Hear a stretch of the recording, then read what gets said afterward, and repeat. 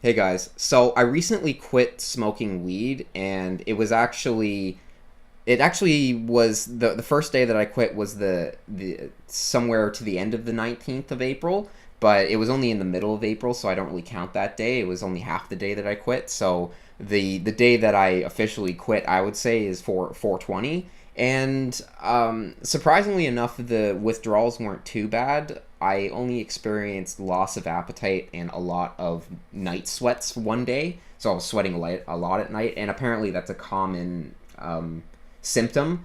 But I was lucky that I didn't experience much insomnia. I was still able to sleep.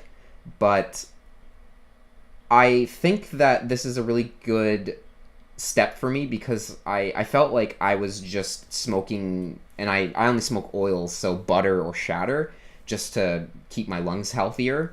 And I just felt like since I had such a high tolerance, it was really pointless to keep trying to smoke and keep trying to chase a buzz that wasn't really all that efficient or that great anymore just because the tolerance was so high. So I came to the realization that it wasn't really necessary for me anymore, and I think that I made the good choice for that. I'm still going to use marijuana, but only like rarely. I think the whole Terrence McKenna thing about doing it not often at all, so maybe like once a month or maybe once every 2 months, but at a very high dose. So, because I want to have an actual experience from it, because when I smoke with no tolerance, it's actually a drug. Like it scares me and challenges me, and I get a lot of anxiety and from the intensity of the experience. And often I can't form sentences and things like that. So I'm not going to be able to be all that functional on it, but it's only going to be for one day out of 30 that I would do it. So but it's going to be nice to sort of detox myself, and I'm going to wait 30 days before I can let myself try it again. But it's only going to be for a 1 day thing, and then I'm going to basically so I don't build a tolerance again and have to go through crazy withdrawal stuff. I mean, it's probably nowhere near anything like heroin or something, but it's not exactly pleasant, especially since I do weight training and things like that, so I want to keep my weight on as much as possible. So it's hard for me to do that if I'm experiencing no appetite, because I would feel nauseous every time I tried to eat something, and it would just be such a huge chore for me.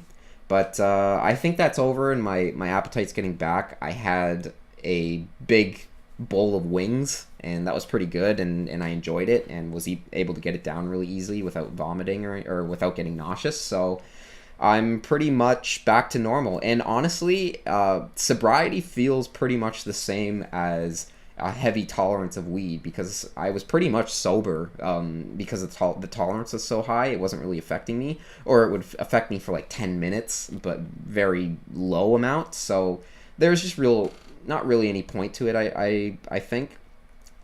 And what initially inspired me to do this was a bit of an emotional setback that I had, and this actually isn't an issue for me anymore because it's been resolved.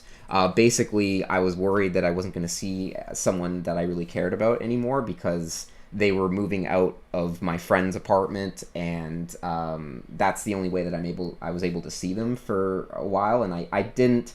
I was assuming that I was going to have more time to develop a personal relationship with this person, even though that I've hung out with them a lot, and they appreciate my company and things like that. But I was very worried that I was never going to see this person anymore, and it was causing me a lot of distress.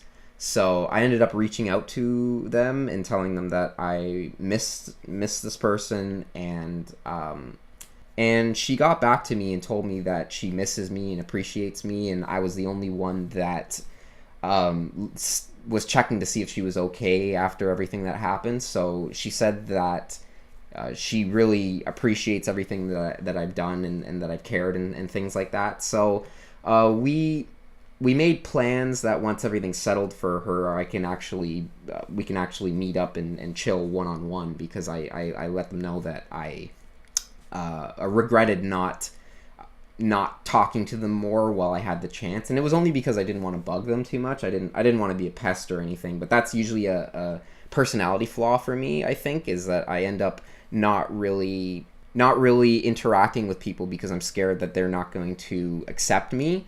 But it wasn't. I don't think that that was a rational response, because this person obviously did appreciate my company when I interacted with them, and I think she liked me.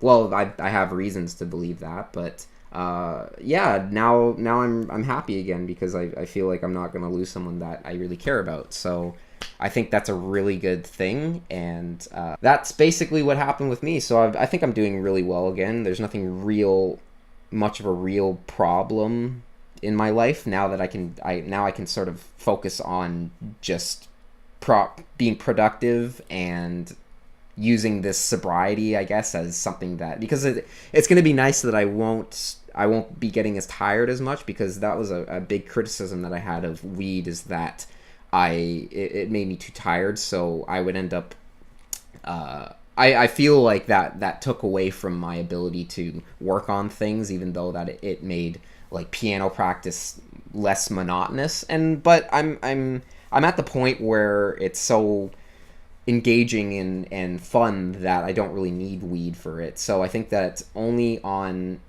days that I trip, on 4-ACO DMT, I'll smoke weed, or I'll pick a day that I want to have an actual experience with weed. So I'm getting to the point where it's not worth it to use it as an everyday thing. I don't think that that's something that's productive for me. And a huge reason for that also was the money thing, because I was spending way too much money on it, and it was just burning a hole through my pocket. I was looking at all of the butter containers that I bought, and I didn't even want to count how many they were and do the math on how much I was spending on it, because it was just ridiculous. Like I'm thinking how much things I could have if I just stopped smoking weed. And yeah, so I took the step, and yeah, I'm gonna see if this extra money situation is gonna be good for me. And also I'm making more money with my new job and all that, so it's gonna be nice. I think that my situation is gonna be improved.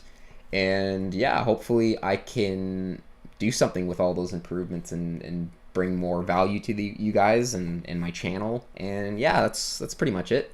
Just wanted to let you guys know what is going on with my life, and I'll probably have another DMT experience soon. I won't need to smoke weed on my DMT experiences, because it's really quick, and it's not nausea inducing or anything like that. So that won't be a huge issue for me. So yeah, look out for more reports with DMT, and I will see you guys soon.